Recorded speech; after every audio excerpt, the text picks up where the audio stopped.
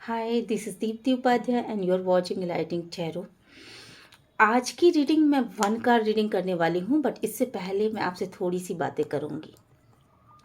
देखिए, मुझे बहुत बार लोग कहते हैं कि दीदी मुझे समझ में नहीं आता कि मेरे पार्टनर ने मेरे साथ ऐसा क्यों किया, मेरे साथ चीटिंग क्यों की, मेरे साथ धोखा क्यों दिया, मेरे से झूठ क्यों बोला, वो थर्ड पार्टी सिचुएशन में क्यों चले गए, या कोई भी रीज़न हो सकता है। बहुत बार लोग ये भी बताते हैं कि मेरा कॉम्प्लेक्शन जो है वो बेसिकली थोड़ा सा सांवला है, और मेरे पार्टनर का कॉम्प्लेक्शन बहुत गोरा है, वो देखने में बहुत गुड लुकिंग है और मैं शायद नहीं हूँ। और बहुत बार ऐसा भी कहते हैं कि नहीं, मैं बहुत छोटी हूँ, वो बहुत लंबे हैं।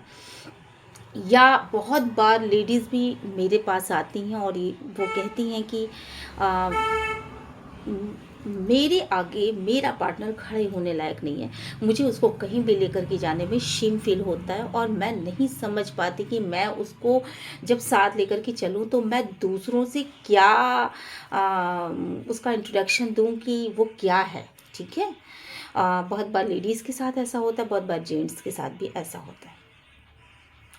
तो इससे अच्छा, इस चीज़ से होता क्या है कि बेसिकली आपने जब अपने पार्टनर के विषय में कोई ऐसी मानसिकता बना ली है कि नहीं, वो मेरे से कमतर है या वो मेरे से ज़्यादा है, ठीक है, तो आप क्या करते हो, आप अपनी लाइफ में डिसबैलेंस हो जाते हो। आपको आपका कॉन्फिडेंस लेवल वहीं से, जहाँ आपने मानसिकता बनाई, वहीं से धीरे धीरे धीरे धीरे डाउन होना शुरू हो जाता है। आपको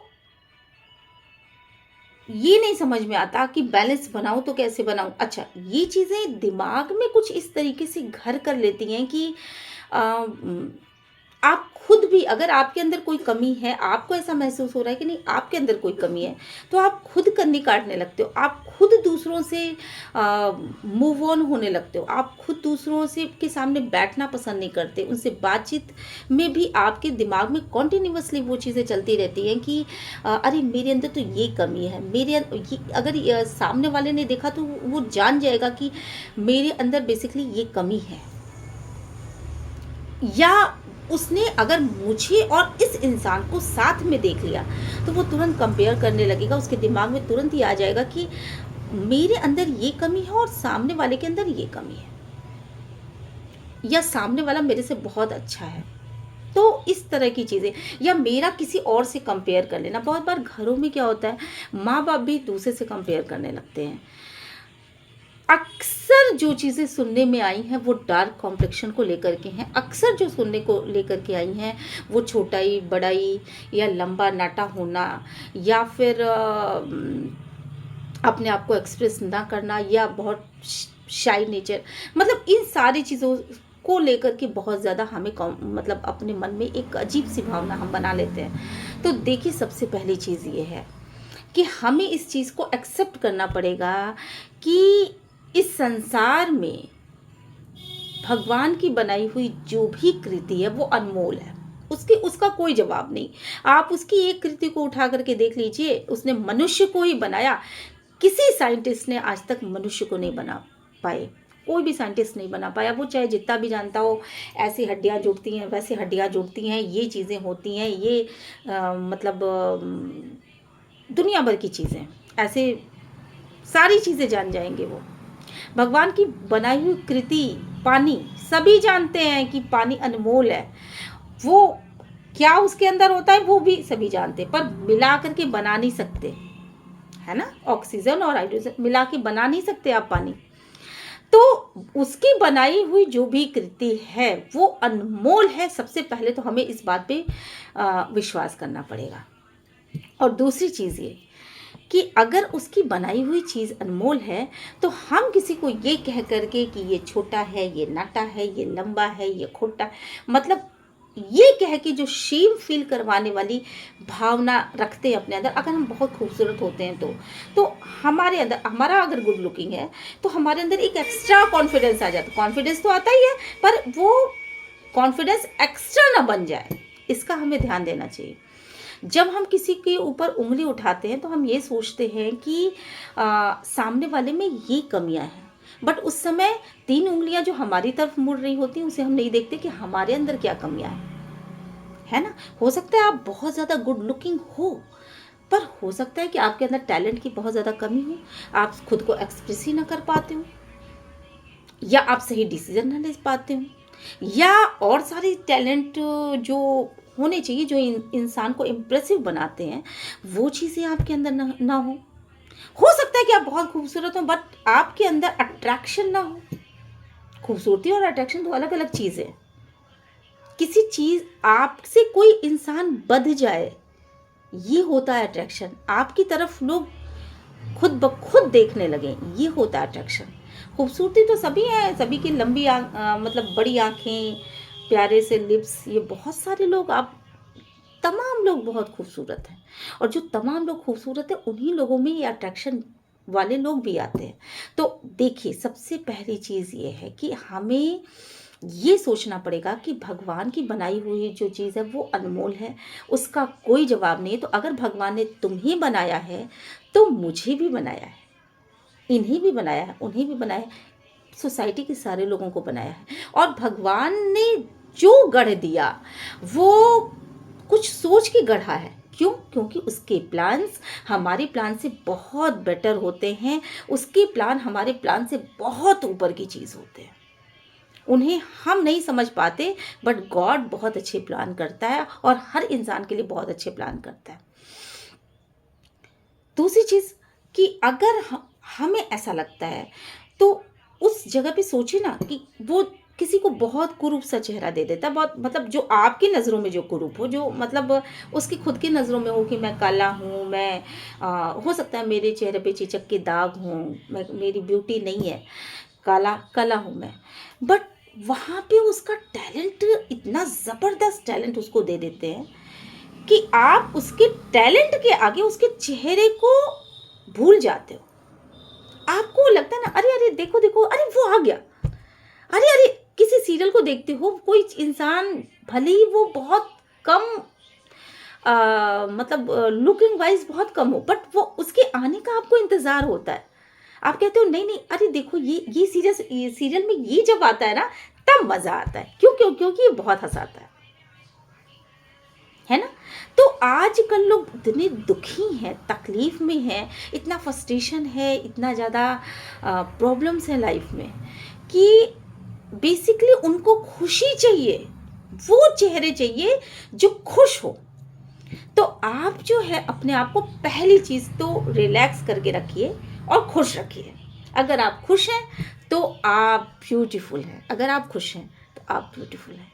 और दूसरी चीज़ ये, अपने अंदर उस टैलेंट को पैदा कर दो जो कि आपकी कद को बढ़ा दे। अगर आपका कद इतना है और आपको लोग ये कहते हैं कि नहीं आपका कद तो इतना है, तो आप अपने टैलेंट को उस हाइट पर पहुंचा दो जहां कि लोग आपके कद को ही इतना समझने लगे।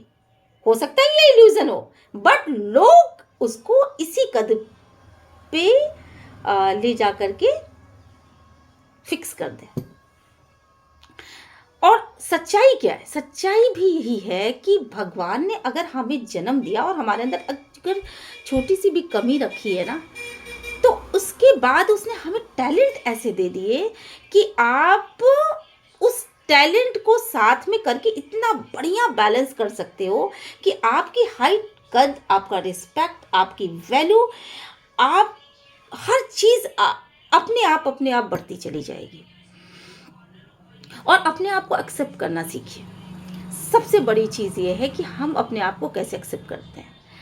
अगर आमिर खान की हाइट छोटी है, ठीक है, उसकी हाइट छोटी है बट काम में इतना परफेक्शन है, एक्टिंग अच्छी है और बाकी सारी चीज़ें इतनी अच्छी हैं कि कद को कोई नहीं देखता, बल्कि लोग ये सोचते हैं कि एक स्टारडम है, एक स्टार है, कितना बढ़िया एक्टिंग करता है, कितना बढ़िया, मतलब बस यही चीज़ है। तो जो लोग उसको पसंद करते होंगे बेसिकली वो उसके कद को नहीं देखते होंगे, अब उसके फेस को नहीं देखते होंगे, उसकी कद को नहीं देखते होंगे, उसके टैलेंट को देखते होंगे। शाहरुख खान अगर छोटा भी है और बहुत ज़्यादा खूबसूरत भी नहीं है तो भी उसका जो एक्सप्रेशन है, अपने फील्ड में जो माहिर होना है, जिस तरह से वो इमोशनल डायलॉग्स बोलता है, वो चीज़ें लोगों को अट्रैक्ट करती हैं, वो चीज़ें लोगों को बांधती हैं। तो आप जो है अपने टैलेंट को निखारने की कोशिश करिए, लगातार अपने आप को एक्सप्रेस करना शुरू कर दीजिए, अपने टैलेंट को निखार दीजिए। वो टैलेंट उस लेवल पे आ जाए कि आपकी वैल्यू, आपका रिस्पेक्ट, आपका हर चीज़ बढ़ता चला जाए और लोग आपको आपके इसी चेहरे से एक्सेप्ट करना शुरू कर दें। ऐसा नहीं कि आप किसी और के हिसाब से अपने आप को बदलिए।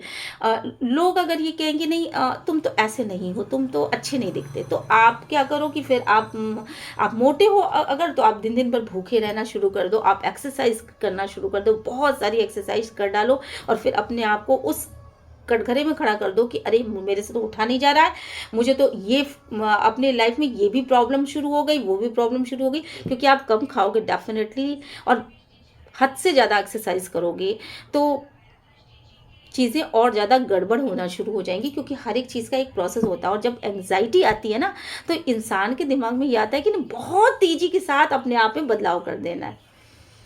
तो ये चीज़ करने से बचिए, बदलाव अपने अंदर लाइए, लेकिन तब लाइए जब आपको महसूस हो कि हाँ मुझे बदलने की ज़रूरत है, मेरे अंदर बेसिकली ये चीज़ें गड़बड़ है, किसी और के कहने से अपने अंदर बदलाव लाने की ज़रूरत नहीं। हाँ, कोई अगर ये कह रहा है कि तुम्हारी ये हैबिट गड़बड़ है, तो उस पर ध्यान देना ज़रूरी है, हैबिट पे ध्यान देना ज़रूरी है।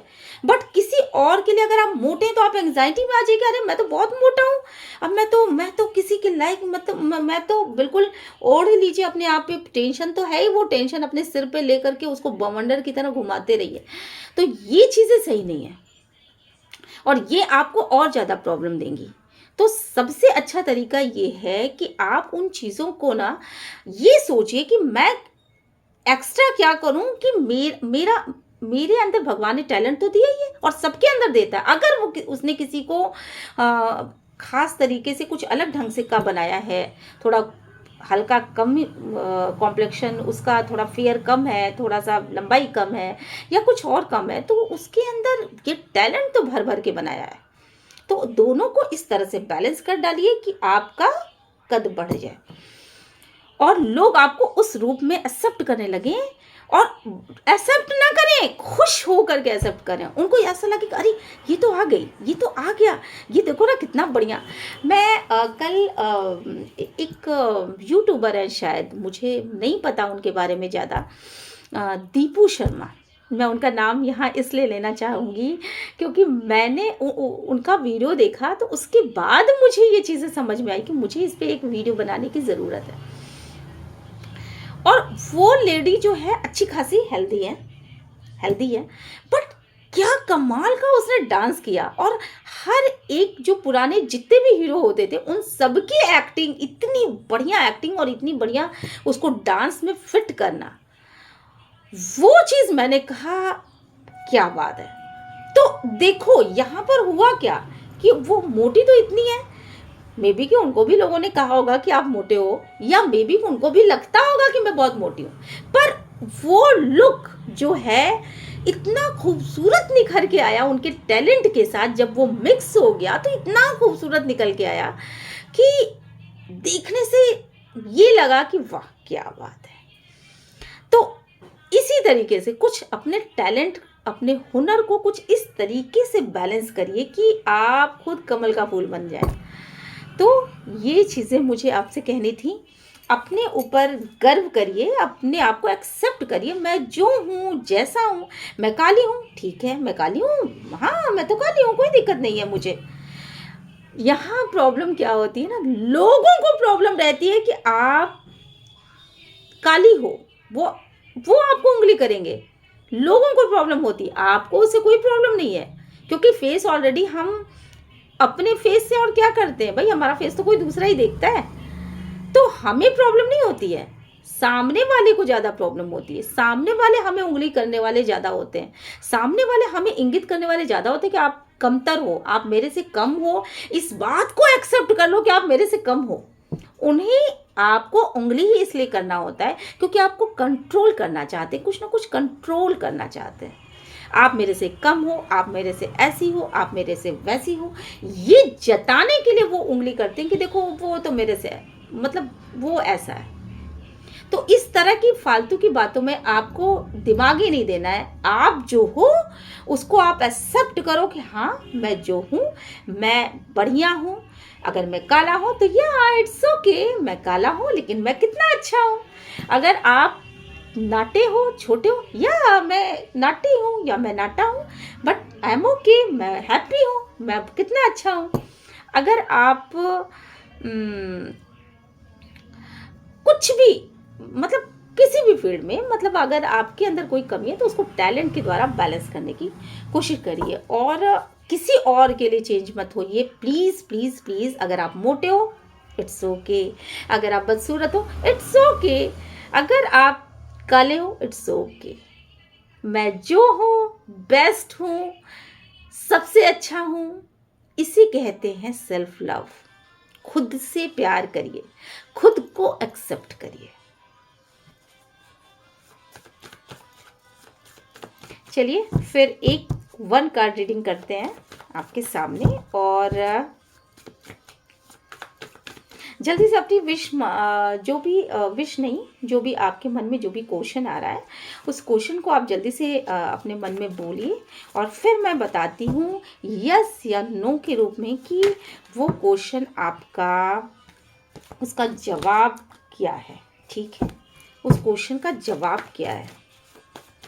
डिवाइन प्लीज गाइड करिएगा, एंजल प्लीज गाइड करिएगा, universe please. Oh my God, ये देखिए मैंने बैलेंस का नाम लिया और ये बैलेंस का कार्ड भी आ गया, टेम्परेस का कार्ड निकल के आ गया। 1 कार्ड प्लीज।